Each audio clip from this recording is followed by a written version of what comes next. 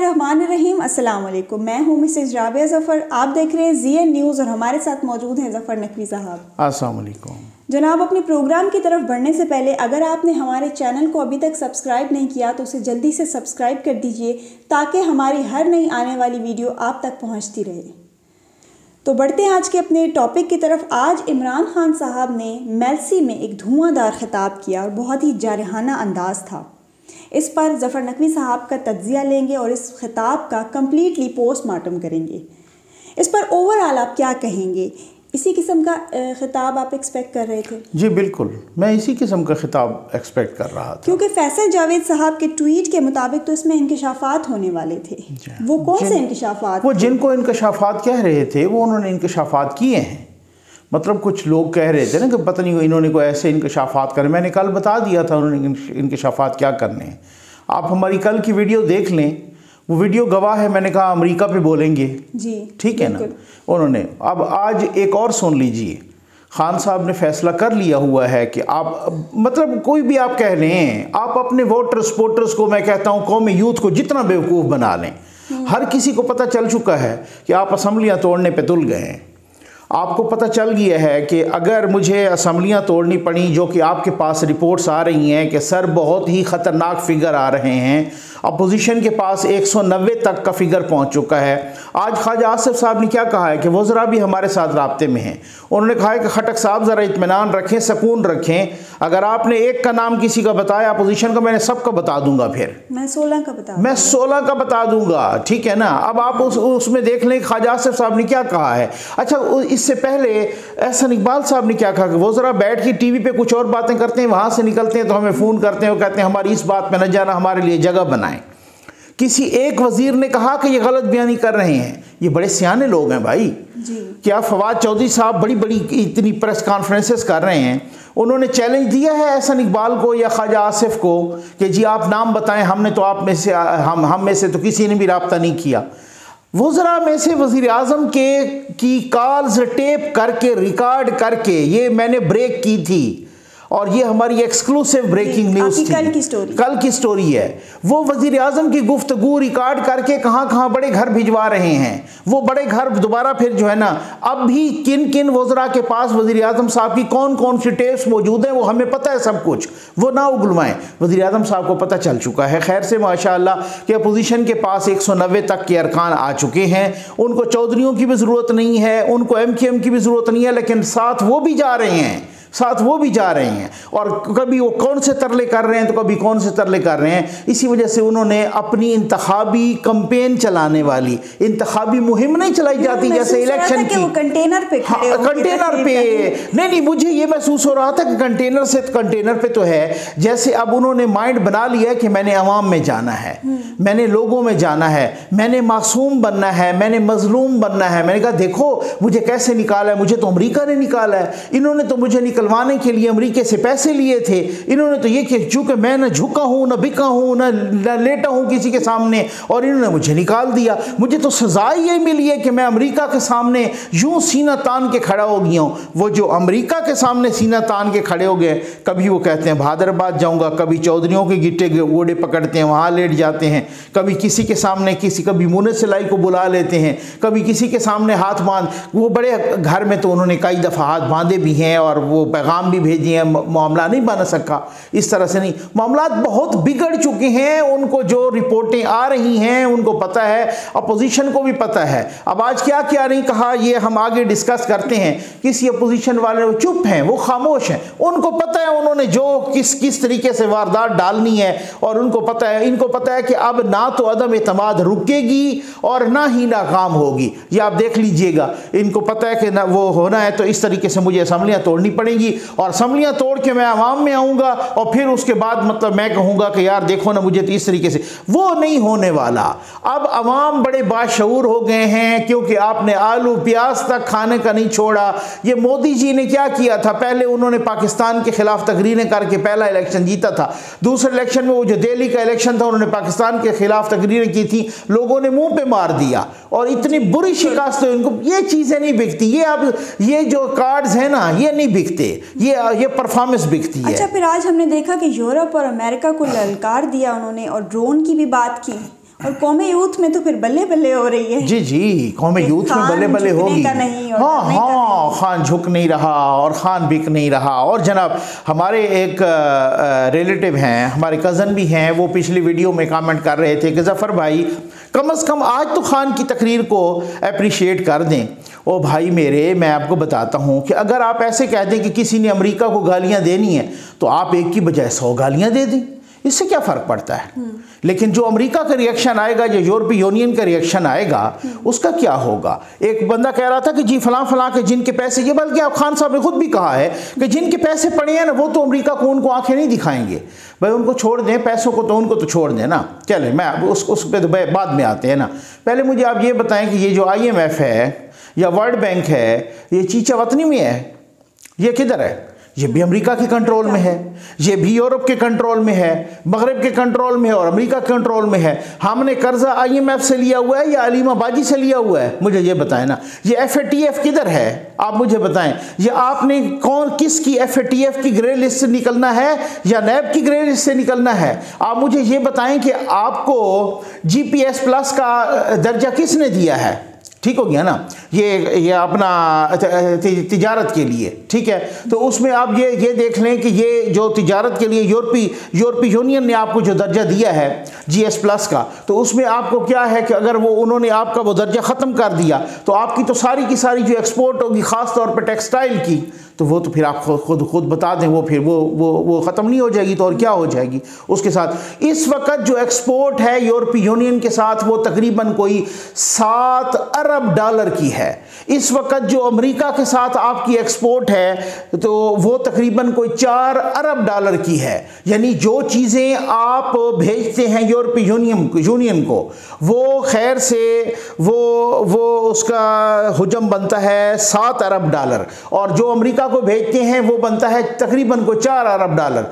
जो रूस के साथ है वो कोई 277 मिलियन है, मिलियन डॉलर, ठीक है ना। वो अरब डॉलर नहीं, 277 मिलियन, 1 अरब डॉलर भी नहीं है। तो आपको किससे कैसे फ़ायदा है, आप मुझे ये बताएं। ये बातें करना बड़ी आसान होती हैं। आप किसी बच्चे को कहें ना कि आप बड़े पहलवान के सामने खड़े होकर यूं सीना तान के कहें कि मैं आपको ना दफ़ा मार दूंगा, तो बड़ी बल्ले बल्ले हो जी, वाह वाह वाह क्या बात है, बच्चे की जरूरत को सलाम है। अब उसके बाद जो अगला लम्हा आना है और उसी पहलवान ने और उसका रिएक्शन होना है और उसी पहलवान ने वो ठुड्डा मार दिया बच्चे को, बच्चा उड़ के दीवार के परली तरफ गिरेगा। तो ये बातें बड़ी आसान होती हैं, ये बल्ले बल्ले भी होती है और ये सारा कुछ सूरत हाल होती है। लेकिन अब मसला ये है कि इसका फिर भुगतेगा कौन?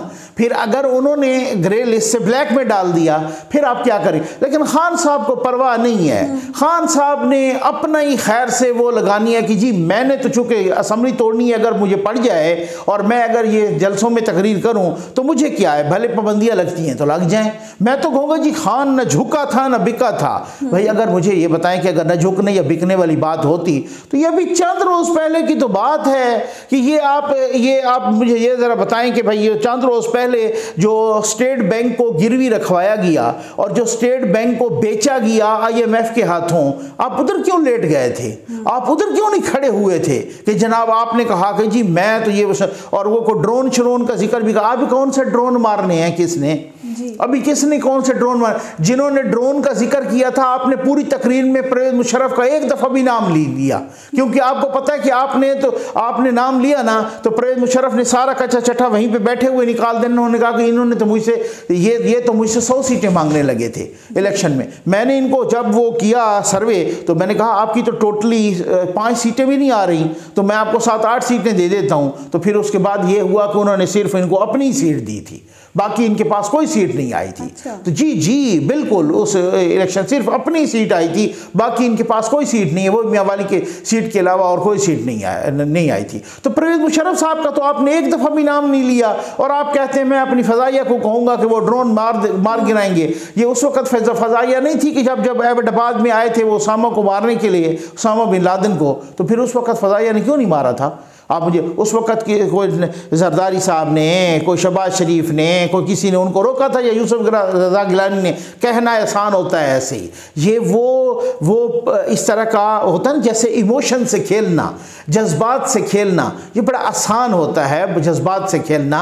लेकिन वो वही वाली बात है कि पहलवान अगली जब वो लत मारता है ना खैर से, फिर वो उसमें बड़े उसके कॉन्सिक्वेंसेस होते हैं। तो ये जो खारजा पॉलिसी है, खुदा का नाम माने, आप प्राइम मिनिस्टर ऑफ पाकिस्तान हैं, आप एक एटॉमिक कंट्री के प्राइम मिनिस्टर हैं, आप इस्लामी जमहूरिया पाकिस्तान के प्राइम मिनिस्टर हैं, आप खारजा पॉलिसी को जलसों में डिस्कस करने लग गए हैं। तो जो उन्होंने देना था यूरोपीय यूनियन के 22 सफ़ीरों ने ख़त लिखा था ना, जब वो करारदाद पेश हो रही थी कि आप इनकी हिमायत करें। अच्छा, वो ख़त लिखा, आपने नहीं की हिमायत, आप बिल्कुल ही आप अच्छा, फिर आप ऐसा करते, आप रूस के हक़ में ज़रा वोट दे देते ना।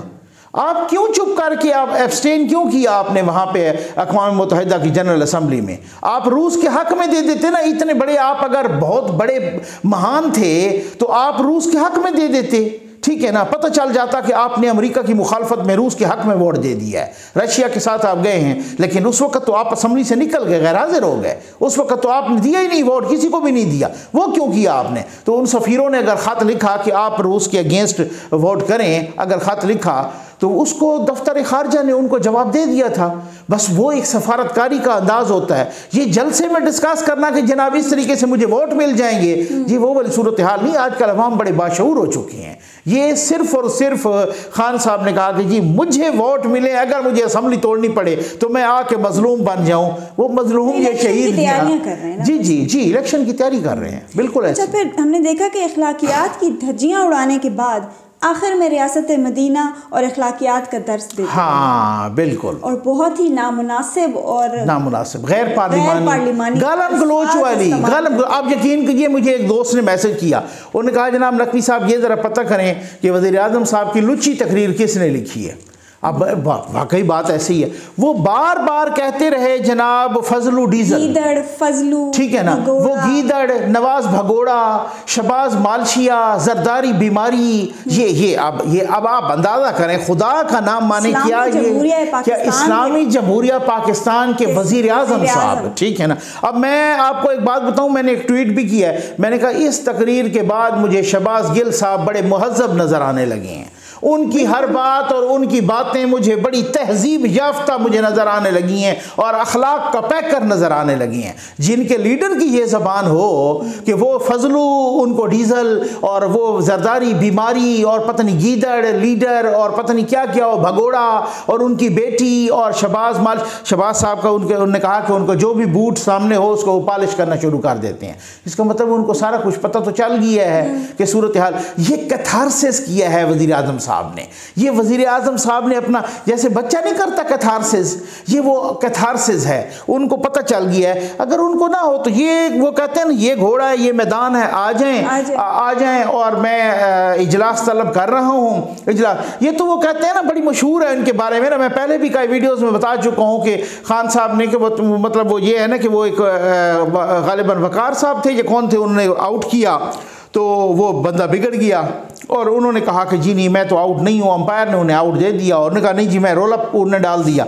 खान साहब ने कहा कि जी आप दोबारा खेलें, ठीक है जी, तो आप दोबारा खेलें, और दोबारा खेलें तो फिर बॉल करवाई तो फिर वो आउट हो गया, तो फिर वो चुप करके चला गया। खान साहब के बारे में बड़ा मशहूर है, उस वक्त खान साहब कैप्टन थे। तो अब आए भाई, इनको इसी तरीके से चैलेंज दें कि मैं इजलास बुला रहा हूँ, हिम्मत है तो आप आके आप वो करें। अब हालत तो ये है कि अपोजिशन कह रही है हम रिक्वेजिशन जमा करवा रहे हैं कल या परसों तरसों, आप कह रहे हैं, आपके लोग कह रहे हैं हम उसको लंबा करेंगे। आपकी हालत ये है कि शेख रशीद साहब जो कहते रहे कि इमरान खान साहब तुन के 5 साल पूरे करेंगे, ये अल्फाज थे उनके या नहीं थे, आपको याद है? हर किसी को जी अगले वो तो बात पहले कहते थे ना, ठीक है ना। खैर इसका कहते थे ये तुन के पूरे करेंगे। वही शेख रशीद साहब फरमा रहे हैं कि अपोजिशन को कि यार आओ मुज़ाकरात कर लो। खैर कोई मसला नहीं है, जो इलेक्शन 5 साल बाद होने हैं ना, 5 साल पे कोई ज़रूरी है कि 5 साल पूरे होने पे इलेक्शन हो, साल 6 महीने पहले भी हो सकते हैं। ये तो हालत है कि आपके वज़रा ना वज़ीर दाखिला तक नाक रगड़ने पे आ गए हैं, और अभी भी आप किसी को शक है कि उनके पास नहीं है। आपकी पूरी की पूरी पार्टी यकीन करें इस वक्त उड़ने वाली है।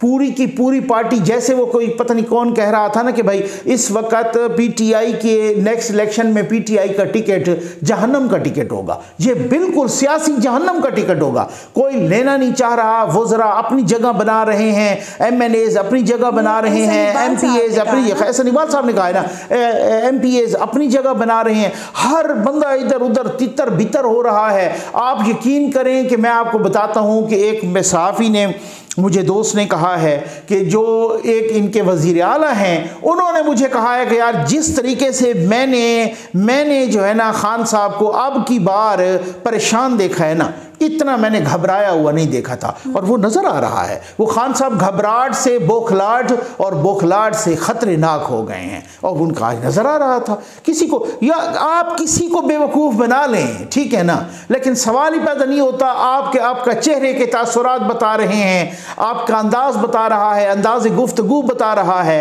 कि सब कुछ आपको पता चल गया। और वो पता आपको उन रिपोर्ट्स की बुनियाद पर चला है जो एजेंसी ने आपको रिपोर्ट्स दी हैं कि सर जी गल बद गई है मुख्तारिया, ठीक है ना, और एंड हो गया है, ठीक है। अब उस हवाले से आप कुछ भी कर लें, अब वो मामलात ठीक नहीं होने वाले, बहुत ही गड़बड़ हो गई है जिसकी बुनियाद पे आप ये कैथारसिस कर रहे हैं। ये अच्छा, आज जनूबी पंजाब को सूबा बनाने का लॉलीपॉप भी दिया गया और फिर जनूबी पंजाब के लिए 500 अरब मुख्तस करने का ऐलान कर दिया गया इसी जलसे। जी बिल्कुल, उन्होंने कराची के लिए भी 2 दफ़ा ऐसा ऐलान किया। अच्छी खबर नहीं है, मैं आपको वही कह रहा हूँ ना, बहुत अच्छी खबर है। उन्होंने कराची के लिए भी ये अच्छी खबरें दी थी। वो कराची वाले मेरे भाइयों, जो वज़ीर आज़म साहब ने आपको आके 1100 अरब का वादा किया था, उसमें से 11 अरब आए हैं आपके पास, कोई बताए ना। एक दफ़ा पहले पता नहीं कोई 262 के कितने अरब का या 162 अरब का, मुझे याद नहीं है सही फिगर, वो कोई मुझे करेक्ट कर दे, वो कहा था। कोई उसमें आए हैं, कोई 2 अरब भी आए हैं, कुछ भी नहीं आया। इसी तरीके से जनाब क्या किसी ने क्या पूछना है, यू टर्न लेना, तो वो कहते हैं ना यू टर्न जो बंदा लेता है वो अजीम लीडर बन जाता है। तो उन्होंने इसी तरीके से कहना है कि जनाब वो जनूबी पंजाब ये खुसरो बख्तार साहब और ये इनके सारा ग्रुप था, और जनूबी पंजाब सूबा महाज के नाम से इनका एक ग्रुप था। उन्होंने वो 2018 के इलेक्शन से पहले वो इनके साथ जम हुए थे और उन्होंने कहा था कि सूबा बनेगा। इनके मंशूर में लिखा हुआ है कि हम सेक्रेटरीट पे काम शुरू कर देंगे, हम पहले 100 दिन के अंदर इन्होंने किया था। वो दोबारा एक वो जैसे नहीं होता, वो जैसे एमकेएम पे मुश्किल बने ना, वो कराची सूबे का नारा लगा देते हैं, ठीक है ना। इसी तरीके से यहाँ इनका भी वही उस तरीके से कि जनूबी पंजाब, भाई ये बातें नहीं बिकने वाली। ये अवाम बड़े बाशऊर हैं, उनको पता है। आपने उनको रोटी खाने जोगा नहीं छोड़ा, आपने उनको खाली प्याज खाने जोगा नहीं छोड़ा, आप दूध या बाकी तो चीज़ें छोड़। एक बंदे ने मुझसे कहा भाई यार आप ये देखें ना, तो आप इस तरीके की क्यों बात कर रहे हैं। मैंने कहा कि आप मुझे ये बताएं कि 4 साल पहले घी कितने का था। उन्होंने कहा 160 का। मैंने कहा आज कितने का। उन्होंने कहा 470 का। मैंने कहा फिर आप मुझे बताएं, आपकी जेब में आटा देख लें, हर एक चीज़ देख लें, तो कोई किसी चीज़ को देख लें, तो क्या अवाम क्या उन्होंने घरों को घास खा रहे हैं। कोई अवाम में क्या बड़े बाशऊर अवाम है भाई, सबको पता है। अब महंगाई का जिक्र उन्होंने करना नहीं है, उन्होंने शहीद बनना है कि जी मुझे तो अमेरिका ने मारा, मुझे तो यूरोप ने मारा, मुझे तो फलां बैरूनी ताकतों ने मारा, मुझे तो जनाब बिल्कुल जैसे आप तो, मैं माज़रत के साथ कहूँगा, बहुत ही को अफलातून हैं, जैसे आप तो महातीर मोहम्मद हैं, जैसे आप तो पता नहीं शाह फैसल हैं, जैसे आप तो आयतुल्लाह खुमैनी हैं, जो बिल्कुल ही आपके पीछे पड़ गए और आपने अपने मुल्क को तो इस डगर पे लेके गए कि जनाब आपने दूध और शहद की नहरें बहा दी। आप यूरोप के लिए भी सबसे बड़ा ख़तरा बन गए और अमेरिका के लिए भी ख़तरा बन गए। हालत ये है कि आप मिन्नतें तरले करते रहे, ये मुईज़ यूसुफ साहब वहाँ गए, आप गए, आपको आज तक जो बाइडन ने कॉल नहीं की, उस कॉल के लिए हम मरे जा रहे थे। और आपने पार्लियामेंट में खड़े होकर कह दिया कि जनाब मैं तो 3रा दिन है मोदी को कॉलें कर रहा हूँ, मोदी मेरी कॉल ही नहीं उठाता। अब ये हमारी पूरी कौम की बेइज्जती है या नहीं है, ठीक। तो अब मैं आपको खुद कहता, ये ट्रंप के मोहम्मद बिन सलमान के साथ उनके ट्रंप का जो है ना दामाद की दोस्ती शोस्ती थी, तो उसके तवस्सुत से जनाब उस वक़्त अमेरिका बड़ा अच्छा था और उस वक़्त जनाब आप गए और ट्रंप के गिट्टे गोडे भी पकड़े और सारा कुछ जनाब बैठे और 2-2 दफ़ा विजिट भी किया, सारा कुछ वो किया। तो अब उसके बाद उस नए ने बिल्कुल आपको लिफ्ट ही कोई नहीं करवाई जो बाइडन ने, और उन्होंने कॉल ही कोई नहीं की और किसी किस्म का कुछ भी नहीं। ये आपको मैंने कल बताया था ना, मैंने अपने व्लॉग में अकेले भी बताया, आपके साथ भी बताया कि मैंने कहा पक्की रिपोर्ट है, मुझे पता चला है कि ये साथ जाना था कंट्रोल टावर के नुमाइंदे ने भी, लेकिन उन्होंने मना कर दिया कि ये वो सही मौका नहीं है, इस मौके पे चूँकि उनकी जंग बनी हुई है इस वजह से हम आग में नहीं कूदते, इसमें ना जाएं। ये उनकी मर्ज़ी के अगेंस्ट चले गए। तो ये तो अब बहुत सारी बातें मैं आपको बताता हूँ ना कि किसी तरीके से उन्होंने इलेक्शन की तैयारी शुरू कर दी है ना, तो वो इतने भी सादा नहीं है जो कप्तान साहब को सादा समझ रहे हैं, इतने भी सादा नहीं है। अमेरिका के सामने वो कहते हैं मैं डट के खड़ा हूँ और चौधरी शुजात के जाके जो है ना गिट्टे घोड़े पकड़ लेते हैं। ये वाली सूरत हाल है। अच्छा, अदम एतमाद के हवाले से उन्होंने कहा कि ये लोग मतलब अपोजिशन कुछ भी कर ले मेरी पूरी तैयारी है, लेकिन क्या फिर ये तैयार हैं अदम एतमाद फेल होने की सूरत में मैं इनके साथ जो करूँगा? जी, उन्होंने बिल्कुल ठीक कहा, उनको अपोजिशन को अंदाज़ा है। लेकिन सर इसका एक दूसरा पहलू भी है कि क्या आप तैयार हैं कि जब अगर अदम एतमाद पास हो गई तो फिर आप तैयार हैं जो आपके साथ होने वाला है, आप वो उसके लिए तैयार हैं? फिर इसका मतलब ये जो छाता बर्दार। आज मैं एक ट्वीट देख रहा था शहबाज गिल साहब का, उन्होंने कहा है कि जनाब वो उनको कह रहे थे कि पता नहीं किसके ट्वीट का वो जवाब दे रहे, क्योंकि उनका तो सिर्फ काम ही ट्वीट करना है ना, बाकी तो मुझे आज तक उनके कोई काम, हाँ सोशल मीडिया पर ट्वीट करना और ट्वीट भी गंदी ज़बान में और गालियाँ शालियाँ देना और इस तरीके से गैर पार्लिमानी अल्फाज इस्तेमाल करना और पता नहीं क्या क्या अजीब किस्म के अल्फाज इस्तेमाल करना। तो उनका वो किसी के ट्वीट का जवाब दे रहा था, तो वो कह रहा था कि जी आपके बैरूनी आका जो है ना उनके कहने पे आप ये कर रहे हो और वो कर रहे, बैरूनी आकाओं के कहने पर, यानी अमेरिका और यूरोप की तरफ उनका इशारा था। यही शहबाज गिल साहब थे जो कुछ अर्सा पहले चाइना के अगेंस्ट बोल रहे थे और अमेरिका के हक में बोल रहे थे। कहते कि हमारे क्या हम वो पूरा कंपैरिजन का उनका वो वीडियो लीक हुई थी, वो हमने यहाँ पे जारी भी की थी, ठीक है, उसके बारे में पूरी मैंने वीडियो भी की थी। अच्छा, मुझे आप ये बताएं कि शहबाज साहब आप मुझे बताएं कि क्या आप फैसलाबाद में रहेंगे या चीचा वतनी में रहेंगे? आप जब क्या करेंगे, ये छाता बरदार आप जो ऊपर से आए हैं छाता बरदार, और आप जब ये अदम एतमाद कामयाब हो जाती है, जब असम्बली टूट जाती है या भले वो साल के बाद होती है, तो क्या अमेरिका आप नहीं जाएंगे? यार ये लोगों को बेवकूफ़ बनाने का और चूना लगाने का वो एक सिलसिला छोड़ दें, सच बोलें लोगों के साथ। अब सोशल मीडिया का दौर है, अब डिजिटल मीडिया का दौर है, अब हर हाथ में मोबाइल है, कोई जफर नकवी को सुन रहा है, कोई किसी दूसरे को सुन रहा है, किसी तीसरे को सुन रहा है। हमारे व्यूअर्स हमें पहले बता रहे होते हैं, यकीन करें, व्हाट्सएप पे मैसेजेस भेज रहे होते हैं दिन रात 24/7 कि सर ये खबर आ गई है, इस पे आपकी वीडियो आनी चाहिए, इस पे आपका तजिया आना चाहिए, इस पे आपकी डिटेल आनी चाहिए, आप क्या कहेंगे? भाई वो बहुत तेज़ हैं व्यूअर्स, पब्लिक बहुत तेज़ है, हर एक हाथ। आज रेडी वाला भी जा रहा है ना, मैं कहता हूँ खोते रेडी पे भी चढ़ के कोई जा रहा है ना, उसके हाथ में भी एंड्रॉयड मोबाइल है और वो भी देख रहा है, वो यूट्यूब खोला हुआ है, उसने सोशल मीडिया खोला हुआ है, ट्विटर फेसबुक खोला हुआ है, खबरें पढ़ रहा है जनाब, मुख्तलिफ चैनल्स खोल के बैठा है उस पर। तो वो इतना आसान नहीं है कि आप यूं लोगों की आंखों में धूल झोंकें, आप उनको आटा खाने का न छोड़ें और आप इतनी महंगाई कर दें कि वो जीने जोगा न छोड़ें और आप कहें जनाब कि मैं तो अमेरिका के सामने डट के खड़ा हो गया। भाई अल्लाह का नाम माने, आप अमेरिका के सामने डट के बाद में खड़े हों, आप पहले अपनी आवाम के सुकून और आवाम को रिलीफ देने के लिए डट के खड़े हो जाएं। आप जिस चीज़ का नोटिस लेते हैं दूसरे दिन वही चीज़ 4 गुना ज़्यादा महंगी हो जाती है। तो ये वो मैं आपको आखिर पे बस यही कहूँगा अपने व्यूअर्स के लिए, ZN न्यूज़ के व्यूअर्स के लिए, कि जनाब बात ये है कि ये वो इलेक्शन की तैयारी थी और ये धमकियाँ शमकियाँ और ये गलत गलीज़ ज़बान और ये गैर पार्लिमानी अल्फाज, और मैं तो कहता हूँ कि अगली दफ़ा उन्होंने शायद हो सकता है अगर उनको किसी और जलसे का मौका मिल भी गया तो उन्होंने जनाब अमेरिका को अमरीकू कह देना है, जैसे वो फजलुर रहमान को फजलू कह रहा था ना, उन्होंने अमेरिका को अमरीकू कह देना है और पता नहीं क्या पता नहीं, हाँ वही अमरीकू, ठीक है ना, उन्होंने शायद हो सकता है इस तरीके से कह लें और पता नहीं हो सकता है कि आखिर पे है जिन के भी आता है ना, शायद उनको भी किसी तरीके से वो बिगाड़ दें, उनके वो नहीं है, क्योंकि उनको पता है असल में चाबी कहाँ से गड़बड़ हो रही है। तो बस ये वाली सूरत हाल है। भाई प्रोग्राम का वक्त ख़त्म हुआ चाहता है, उम्मीद है आपको हमारा आज का प्रोग्राम पसंद आया होगा। अपना फीडबैक ज़रूर दीजिएगा। अल्लाह हाफिज़।